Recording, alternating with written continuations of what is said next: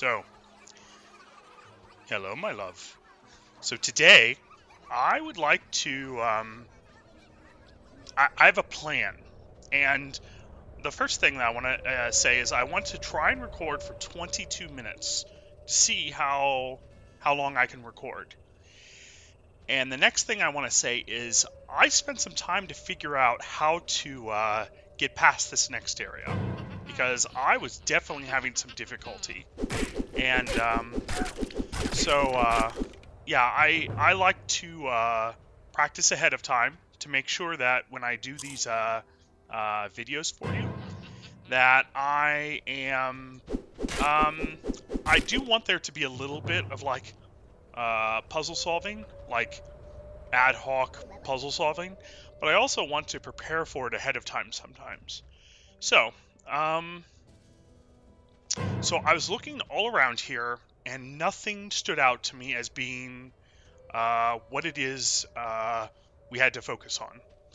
I tried making this jump over here a whole bunch. The triple jump across the coin chasm. It's over here somewhere. Yep. And like these 3 coins really feel like they tell a story because again, I think a good developer will leave good clues for how to play their game. So yeah, so eventually I decided, hey, we need to look elsewhere. And one thing, I don't know if you remember us talking about this, but the first step of any puzzle is to identify the puzzle. I don't know if you remember us talking about that, but I thought it was kind of an important thing to learn. So let's kind of take those 2 lessons. The first step of the puzzle is to identify the puzzle, and the second thing is that a good developer will leave clues. So, do you see that coin? Hey, there's a barrel hidden up here. I think that coin tells a story. And I think when I saw that wooden thing, I thought we could only get to it when we got the bouncy purple beam. But I think, actually, I know. I know that we should go up here, and we should redo something that I kind of skipped over really quickly. Yep. This guy might mess up my jump. Okay, never mind. So, I'm going to set up my purple cube here. And I'm doing my double jump. And I think previously I got super obsessed with this. And honestly, this wooden beam kind of blended in. So this was kind of tricky on the developer's part. But it's also kind of, I don't know, complacent on my own. So here we have a path that I did not take earlier. Aha! So this, honestly, if we use the purple, I almost said barrel, the purple cube, and we are careful with our double jump, we could definitely make it. Go find the barrel. All right, let's go check out this barrel over here. Now, we are full of money. We cannot pick up any more money. Oh, so some of the skeletons now are these up-armored varieties. Now I forget what I was talking about, Kestrel. Oh, I think I was saying, yeah, we are full of money. So, we can't just, like, I honestly think that if there's any extra goodies up here, like along the nooks and crannies along the sides of the canyon or whatever this is, we should just leave them for now. All right, so, do you see that purple block? That's almost always an indicator to put your purple block there. And, well, hello. Now, do you see these like red planks of wood? Gotta break those. And we send the barrel down. Now, before I do that, here, let's listen for a second. Do you hear that? It almost sounds like there's a flame up there. So I'm going to point that out to you, but I'm also going to say, hey, I'm not going to worry about that right now. I like how the barrel will roll or like tumble, no matter how it... Ooh, that's useful. No matter how we lay down the barrel, it's designed to move forward. I think that's really nice. That's another good game design like element. Even though it looks like it might get like stuck on its side like that, it's still going to roll. Oh, it was rolling, yeah. So it's more of a ball, isn't it? All right. So, and yeah, we are full up of money. Can't pick that up. Full. So, before we turn in this barrel, do you have any suspicions of what the barrel will unlock in the store?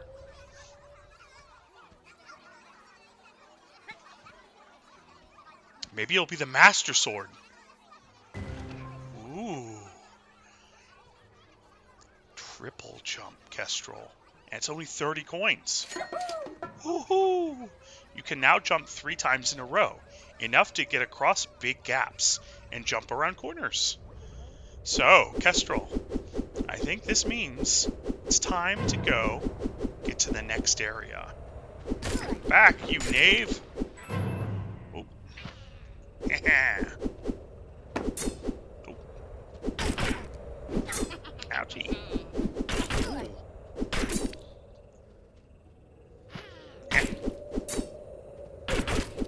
So I bet there's a skillful way to beat these guys. I'm not very skillful with fighting, so I typically just mash the attack button. That's kind of how I play it. Like, do you remember how like we used to get on the barrel or the cube, and like we'd get people stuck behind it, and then we'd attack. Like, there's a bunch of different ways to play this game. I really love this game. Like this, I honestly, I think this is my favorite game ever. What's your favorite game, Kestrel?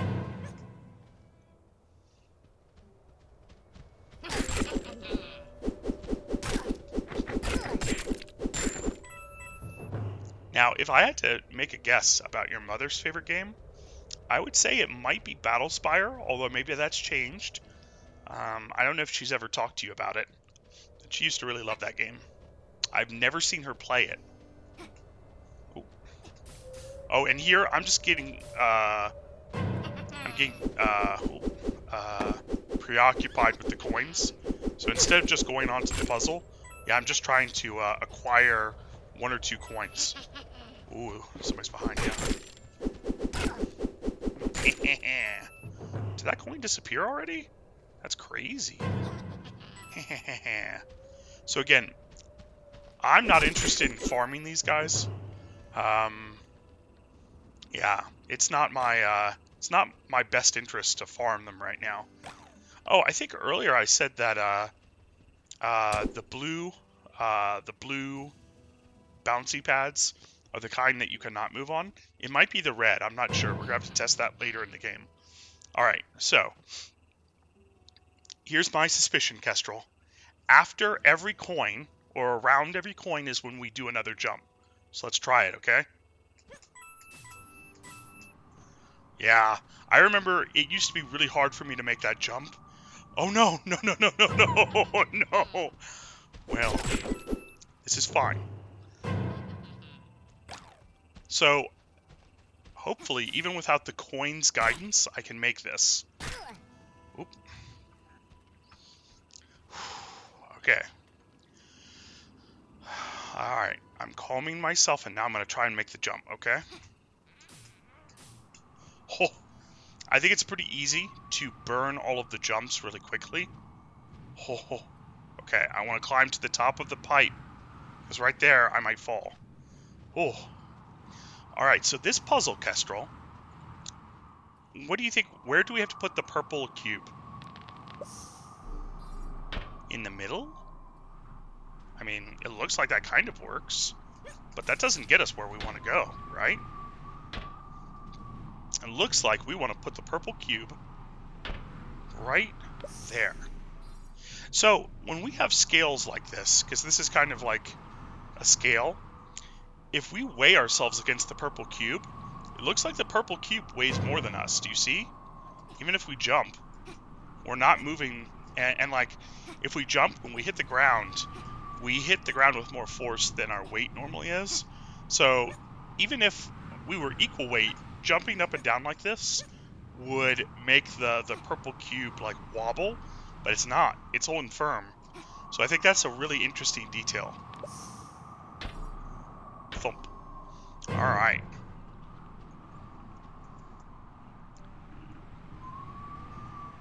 Hi. Go get the MacGuffin. So, again, Kestrel, the MacGuffin is it's an item that in a story it advances the plot in some way. Typically, it's the only thing that could be used to defeat an enemy or to complete some kind of a task. You will need this. Ooh, max coins times 2. And it looks very useful. Hey, thank you. Go to the top of the crystal tower. Now, remember, Kestrel, what's rule number 1? Never give up the high ground. So, we see a wooden plank right there. Don't really see anything else that we might be able to use.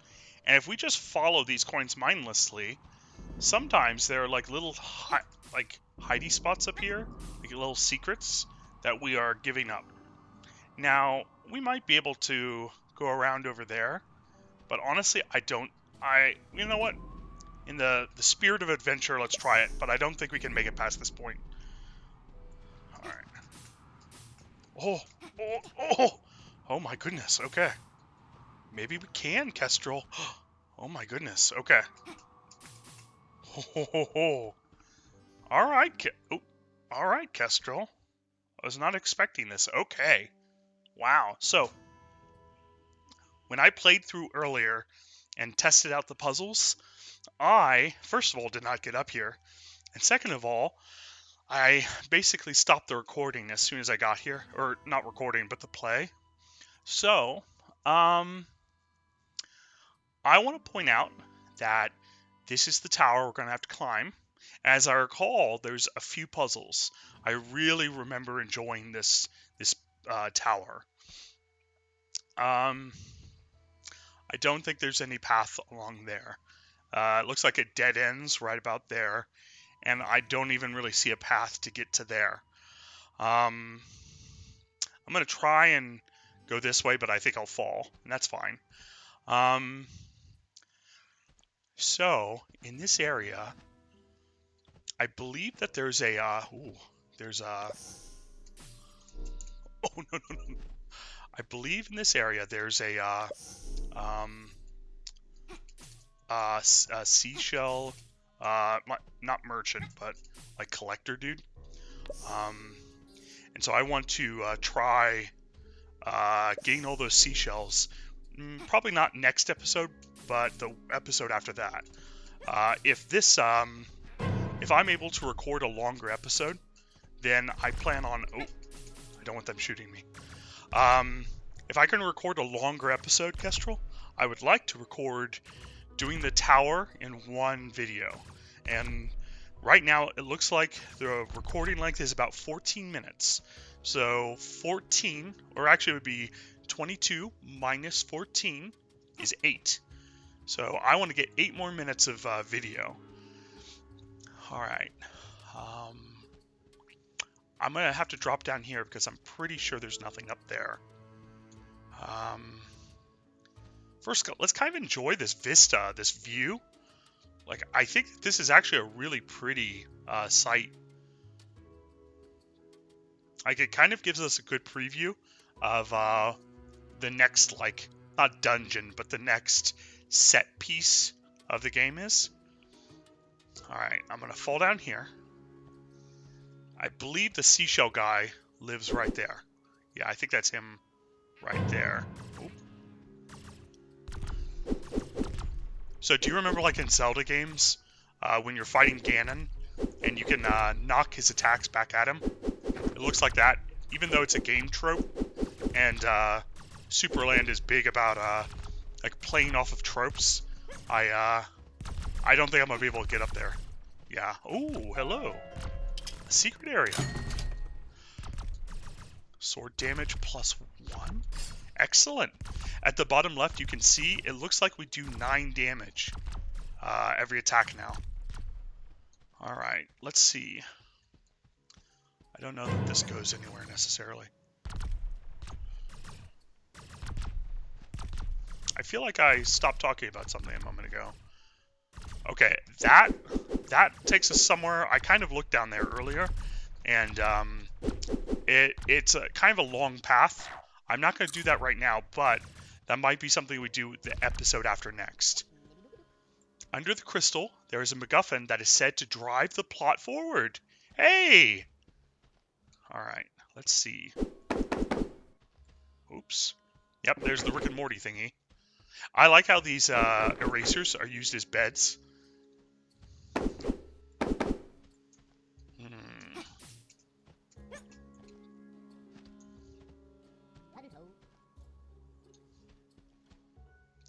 Yeah, one thing that I think his name is Dave Munich, the lead designer and writer and creator of Supraland.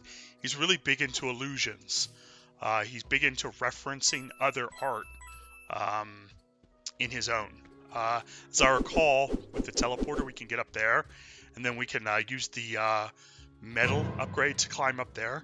As I recall, there's like a barrel up there that has a really cool puzzle.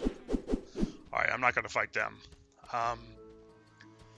So, Dave Munich, the fella who made this game, is really into illusions. I'm not going in there right now. There's, to explain why, there's like a green haze, and if I drop down there, I'm not confident I can get back up. And the green haze might be poisonous or something, so I'm not going to give up the high ground when I think I might just get hurt. Down here, I think that there's an allusion to a show called, like, Breaking Bad. There's a high school chemistry teacher who gets sick, and then he starts making different kinds of chemicals for, like, some bad people. Oop. Time to defeat this guy in honorable combat. Thank you. I think... I may have to do some kind of a secret to unlock his area. I'm pretty sure he's in this area somewhere. Oh, this is him. I'm not cooking anything in there. Yes, that's him. You could definitely tell that's an allusion to Breaking Bad. Walter White, I think is the guy's name. I've never watched that show. Alright. Excellent. Alright, I'm double checking the time. Excellent. 3 more minutes. I'm really hopeful that I read somewhere that the way I'm recording this can only handle 15-minute increments, or maybe 20. And so I was keeping it under that at 15. If it can handle 22 minutes, well, that's great news. All right, I'm gonna gather up these coins, and I don't really have a plan at this point. I'm kind of just like gathering coins. I don't want to say wasting time, but ooh. Okay, dude, Kestrel, that right there, these coins. So this is an example of something that I would normally notice and then make sure to remember to talk about. So instead I have to point out, hey, there were these coins that led around the corner and then got us to this crack. And now, yes, that was the game developer leaving us a hint as to how to, like, proceed. Like, I think that this game is so beautifully made. So we just got armor, absorbs 3 damage. Only damage that is higher than 3 can damage you now. Cactuses can no longer hurt you. Oh my. Is that true? It is! Kestrel, I don't know if we ever got this in our first playthrough together. That's really cool. Like, us being able to, like back up into a cactus and just not care. That's so nice. That is a quality of life improvement. Alright. So, Again, I don't really have a plan per se at this point. Yeah, and instead of having to be careful to get these health upgrades, we could just kind of mash ourselves on here and pick up the health.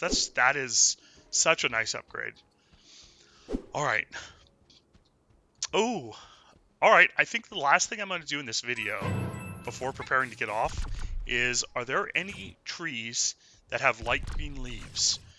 This is probably like a little detail that will never really yield any kind of a return, but it's still a, ooh, is this a path? Oh my. Oh, this is a seashell. So I think I'm going to leave that one. And here's why.